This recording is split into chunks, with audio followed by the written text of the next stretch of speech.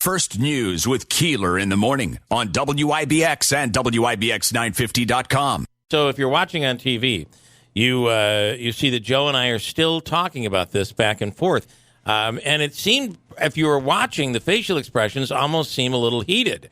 And what do you think we were arguing about? The word riot. We're still arguing about it, Joe. I thought it was Joe Pepitone's bat. Oh, that's true, too. Yeah. Ryan Nobles, good morning. Good morning. I didn't hear your conversation about riots, so I apologize if I made that more complicated. You did, and I thank you for it. It actually it emboldened my side of the story. Well, I mean, it's interesting because riot is a word that's being thrown around a lot on Capitol Hill, where I'm covering, given what happened on January 6th. There are a lot of people trying to suggest that wasn't a riot. That was certainly a riot. So I wasn't there. I was at Woodstock. I probably shouldn't use that description, given that I wasn't there, but I could definitely tell you January 6th was a riot. Well, I will tell you this. Woodstock was a party compared to what happened on January 6th. There's no comparison to that. That's a very good point. Ryan, let's what do we let's see. Infrastructure. It seems like every time I wonder what we're going to talk about with Biden, we go back to infrastructure, and I don't know. Does this happen? Probably not, right? I think that you shouldn't assume that there's going to be an infrastructure bill until you see President Biden sign it into law. Every minute up until that point is going to be fraught with the potential of the legislative process completely collapsing. They are trying to thread a very narrow needle here, trying to couple together this bipartisan plan. And then in addition to it, another $3.5 trillion plan that's only going to be passed by Democrats.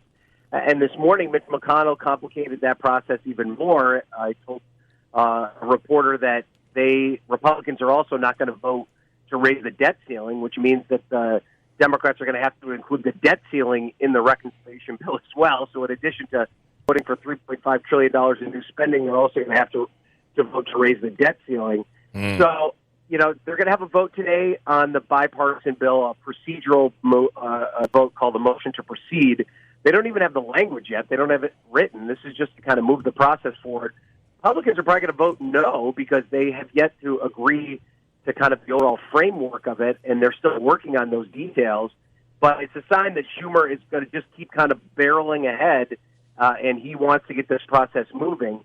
I ultimately think there'll be some infrastructure package, whether or not it's two separate things, a bipartisan deal and reconciliation bill. I just don't know the form and fashion which we'll see it. But I imagine middle of September there'll be some sort of spending plan that involves roads and bridges and things like that. All right. I would have to imagine we're not going to have an infrastructure bill, and the way we'll know that is we'll see President Biden reading from a note card that says we've come to terms on an agreement for an infrastructure bill. So I think that's the cue.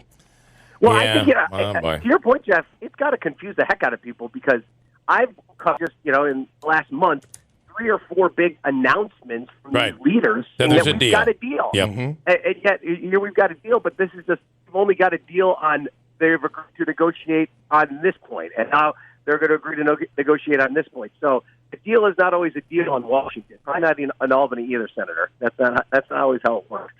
And what kind of deal do you see that would take a Joe Manchin who would decide to cave and align with Democrats here? I mean, I don't see that there's any possible deal.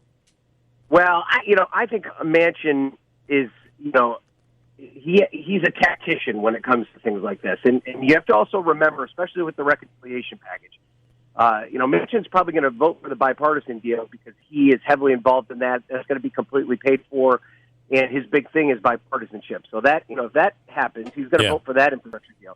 The bigger barrier for Manchin is this reconciliation package, the $3.5 trillion deal, because that's not going to have any Republican support. And that's what bothers him the most is when there isn't bipartisanship. But you have to remember the pressure that'll be on Manchin when the bill finally gets to the point where the Senate's going to vote on it.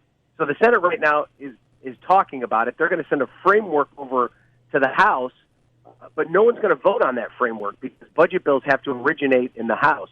And in the House, they're going to debate it, they're going to negotiate it, they're going to tout all these programs that they're going to put into the bill. They're going to vote and pass it overwhelmingly.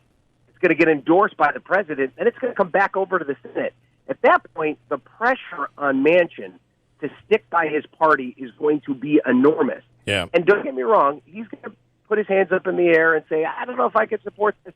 But ultimately what's going to happen is he's going to get some sort of special thing for West Virginia, or he's going to negotiate some sort of special change to the legislation, and that will be seen as a big victory for Manchin in West Virginia, and then they'll pass it. I mean, that's my prediction as to how it goes along. I don't think getting Manchin's vote is as difficult as he makes it seem it is, at least at this stage of the game. All right, good stuff, Ryan. We'll do it again next week. Thank you. Have a wonderful week. We appreciate it. Thanks, guys. Have a good one. All right, and you do the same. Joe, I have, before you leave, Senator Griffo, Mike asking, what do you think if the timing, think Woodstock 99, what if it happened after 9/11? Do you think it ever would have gone off? Well, there were a lot of changes, obviously, made statutes, but beyond that, you have social media. What would have happened with social media? With social media, and things of that, and 24-hour 24-hour news coverage, so I think which the whole clearly world changes again, right? Yeah. And, all right, we're going to be watching. I hope it all goes well Friday night. Thank you, Joe. And Rick? Yeah. Thank you, Mr. 12-5. Rick's buying. Rick's buying. Rick's buying. Rick's buying. That's right. Fake news. That's all I got to say about fake that. Fake news. All right, cool. I'm just busting your chops.